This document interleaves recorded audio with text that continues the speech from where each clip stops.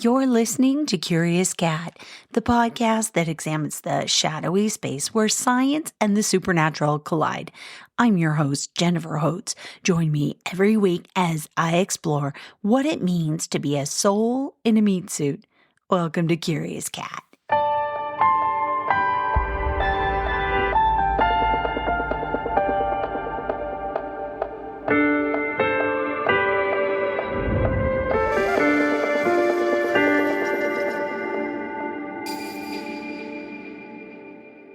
When hawks began to slowly soar over the land behind my house and giant cats popped up on my timeline, I had another synchro-mystic occurrence, the name Freya. As is my pattern, the universe had to bop me on the head repeatedly until I received the message. Look into Freya. She's been part of your spirit team and wants you to dig in, and this is her episode. Let's get into it. Oh, and if you've been listening along with Is AI the Devil? I hope you've been enjoying yourself. I know it's out of your probably typical wheelhouse to be diving into tech, but I think it's a time that we all need to be a little brave, gird our loins, and actually lean into subjects that we're not comfortable with, because otherwise they are being dictated by the government and by tech bros, and we are at a point in the timeline where we can make a difference by pushing back, whether it's our discomfort with the exploitation of the labor that goes into monitoring AI or training AI, whether it's the impact on Mother Earth or the non-consensual nature of their taking of licensed and copyright material to train the beast. We can make a difference. They are vulnerable to our voices right now, so we need to tap in. But this week, it is about Freya, the goddess Freya. Let's get into it for real now. Freya, which I've seen spelled two ways, Freyja and Freya, which means the lady. She's a Norse goddess. Some say she was Odin's wife. Common signs and symbols of Freya include falcon feathers, falcons themselves, and giant cats. She's said to be in charge of love, fertility, battle, and death, and she might be the victim of ancient slut shaming, but I'll get into that in a bit. Freya embodies shadow and light. As I wrote this, my guide said, quote, "Our shadows are our night gardens," meaning the flora and fauna that seem menacing in dim light, even spooky, are lush and wondrous.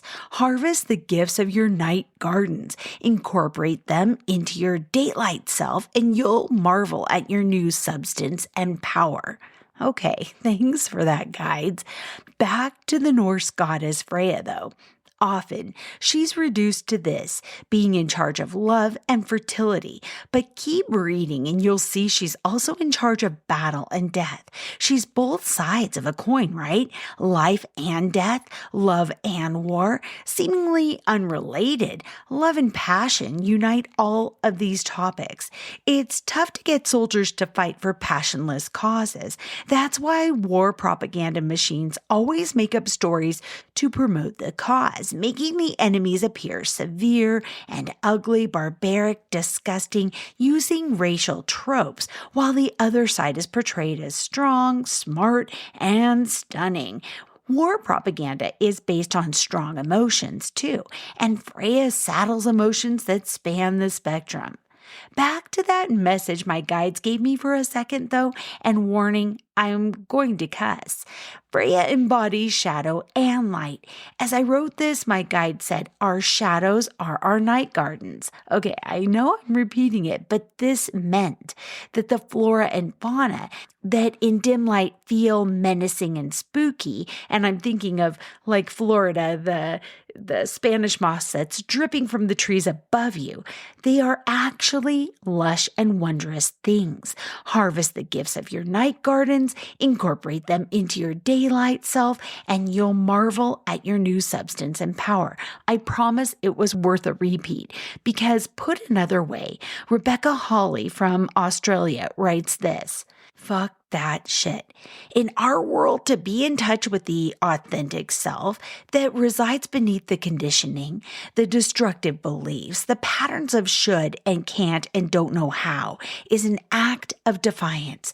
It's an act of defiance even just to find this self beneath all the layers of years of not knowing, of distrusting and gainsaying, of deferring to someone or something else that knows better and how to decide for you.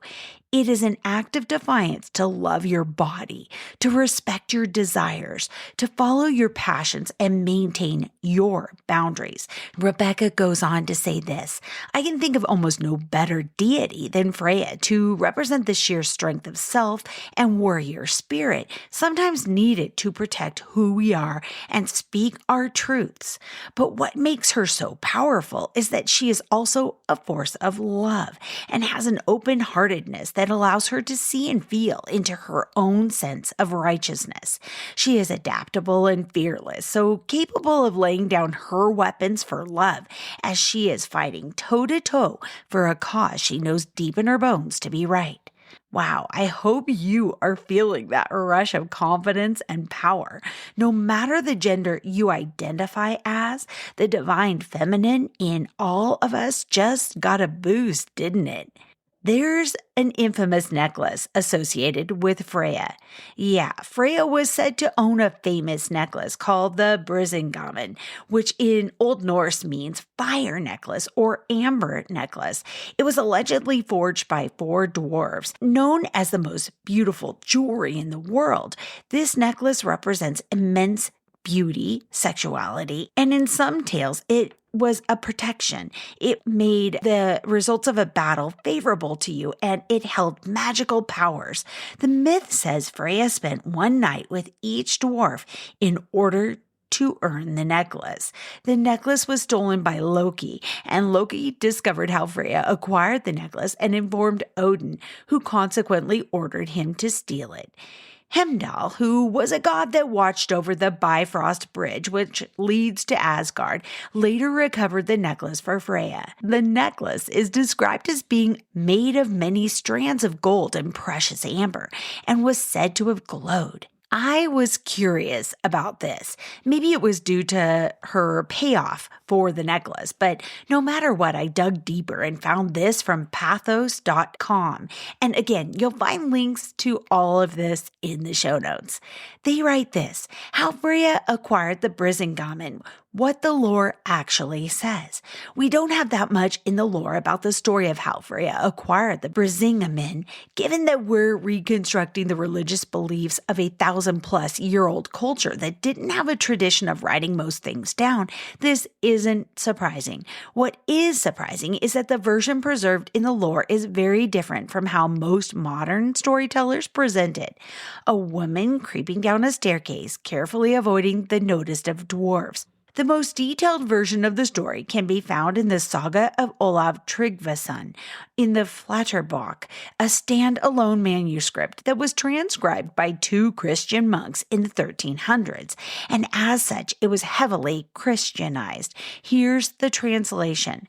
Freya was a human in Asia and was the favorite concubine of Odin, king of Asland.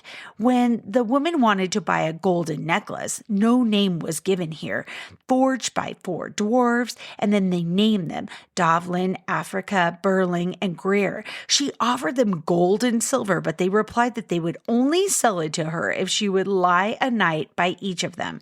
She came home afterward with the necklace and kept silent as if nothing happened.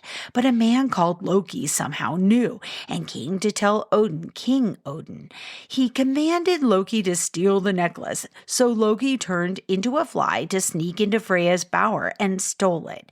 When Freya found her necklace missing, she came to ask King Odin. In exchange for it, Odin ordered her to make 2 kings, each served by 20 kings, fight forever unless some christened men so brave would dare to enter the battle and slay them. She said yes and got the necklace back. Under the spell, King Hogni and King Hoenn battled for 143 years. As soon as they fell down, they had to stand up again and fight on. But in the end, the Christian Lord Olaf Tryggvason, who has a great fate and luck, arrived with his christened men, and whoever slain by a Christian would stay dead. Thus the pagan curse was finally dissolved by the arrival of Christianity. After that, the noble man, King Olaf, went back to his realm. Olaf Tryggvason was likely a historical figure who, as far as we can tell, ruled Norway between the years 995 and 1000. He's credited with converting the Norse people to Christianity, often forcibly, and is credited with building the first Christian church in Norway in the year 995. The kings Hogni and Hoenn also appear in a number of other sagas and medieval sources, so it was likely that when this story was copied down, it was meant to be a work of history, not of mythology. This, plus the fact that the sagas were transcribed by a pair of monks who revered King Olaf, probably explains why the myth reads the way it does. The gods are human beings living in Asia, and they fell only after a Christian king came in who had the power to kill the other kings and their soldiers. The Brisinga men is also mentioned in a few other places in the lore. There's a poem from the prose Edda where Loki steals Freya's necklace and Heimdall retrieves it for her. Then there's the and I know I'm saying this wrong, but it's Primskaivala in the poetic Edda, when Thor and Loki attempt to trade Freya to a Jotun in return for Thor's hammer. She becomes so enraged that her throat swells and the necklace bursts from her actual neck. Later on, Thor wears the same necklace himself as he attempts to pass himself off as Freya.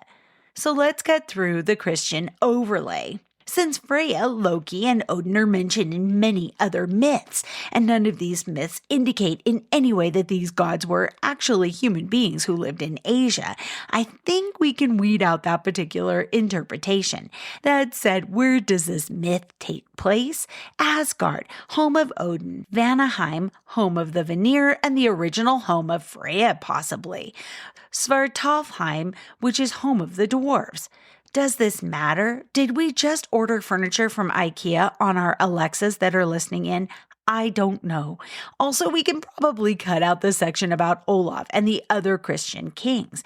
To me, the writer of this article, that reads just like propaganda. History is written by the victors. Thus, the pagan curse was finally dissolved by the arrival of Christianity, right? That was funny. And that is why we are here, 1,000 years later, attempting to put the religion back together, that ancient religion. As for Odin asking Freya to start a war between kings, I think that section might actually deserve some common consideration. Odin is a war god, after all, and we know that he meddled quite a bit in human politics. He's also a god of sacrifice who once turned one of his human kings' fake sacrifices into an actual reenactment of Odin's experience hanging on the world tree. In other words, he killed him. So is this something Odin wouldn't do? I'd say maybe. Freya as well is a war goddess. She takes half of those heroes slain in battle, so she has some interest in seeing battles continue.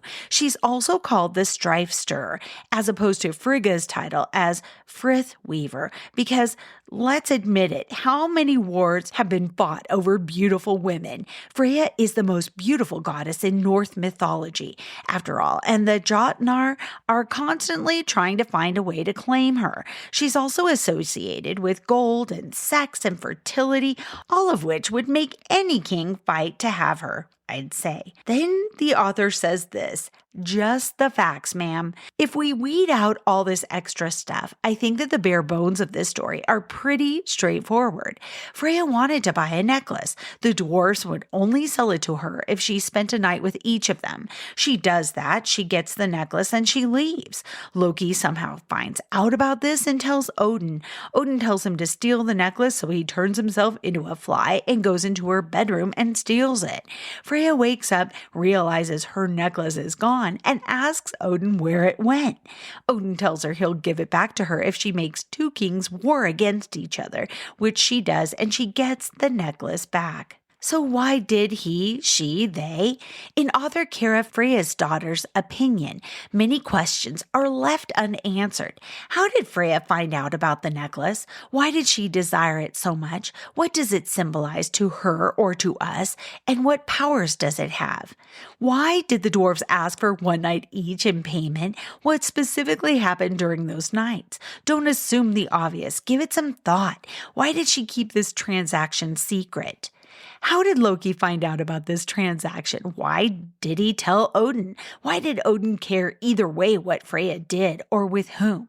And how did Freya know to confront Odin about it? What did Odin and Freya say to each other at that confrontation? Why did Odin demand that Freya start wars between human kings in return for the necklace?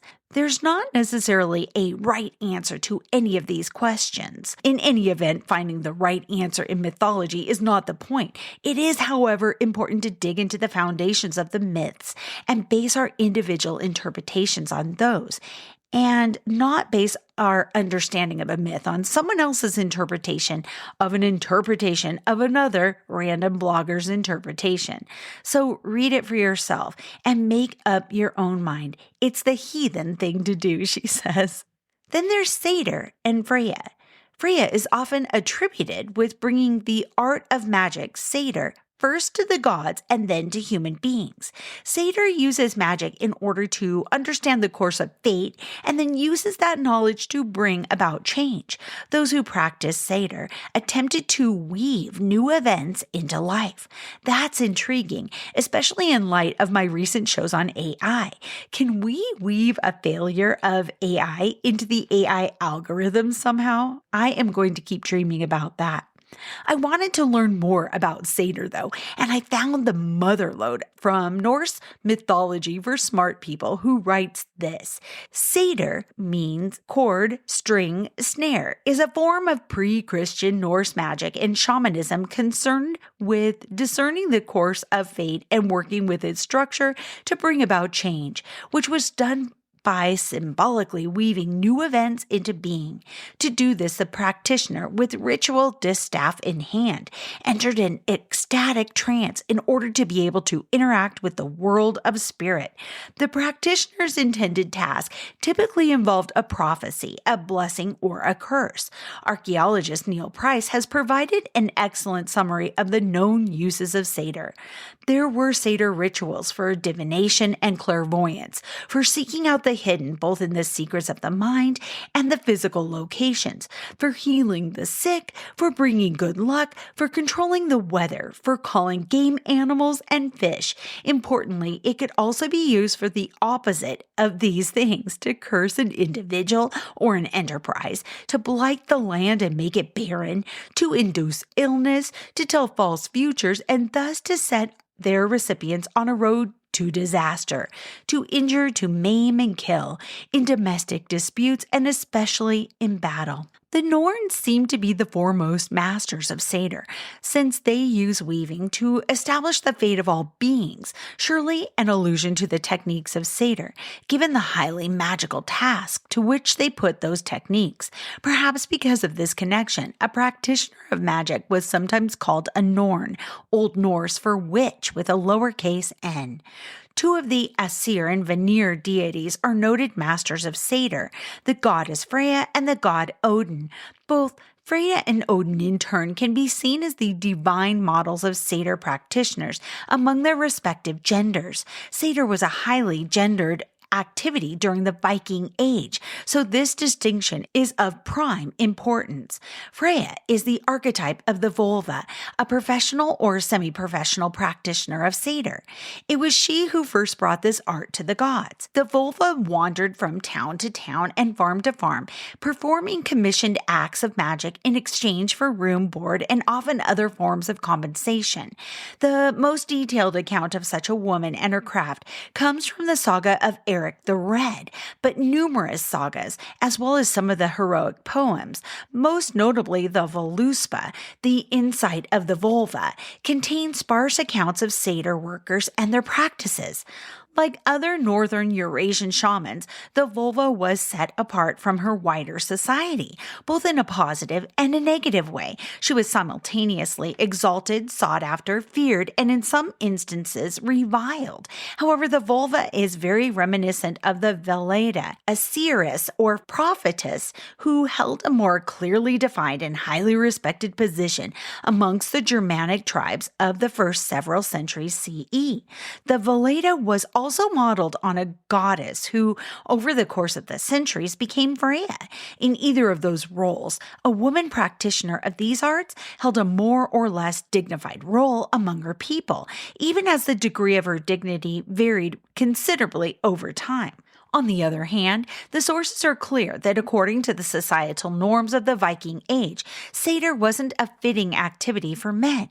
A man who practiced satyr could expect to be labeled arg, A-R-G-R. It's Old Norse for unmanly. The noun form is ergi, unmanliness, by his peers, one of the gravest insults that could be hurled at a Norseman.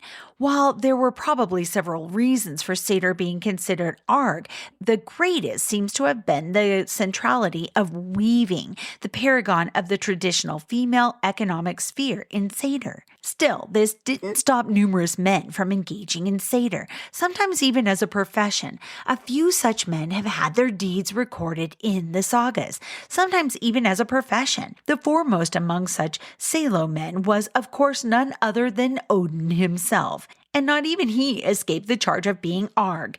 This taunt was nevertheless fraught with tense ambivalence, unmanly as satyr may have been seen as being. It was undeniably a source of incredible power, perhaps the greatest power in the cosmos, given that it could change the course of destiny itself. Perhaps the sacrifice of societal prestige for these abilities wasn't too bad of a bargain. After all, such men could look to the very ruler of Asgard as an example and a patron. Okay, I've got some final thoughts and facts on Freya.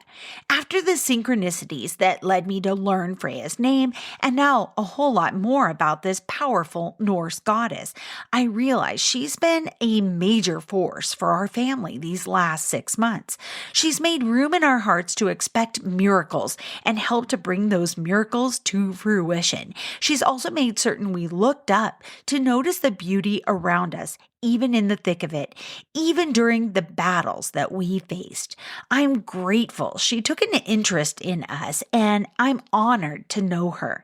Freya is most likely the female behind the German word Frau, which means married woman, and most language experts agree that it's derivative of her name.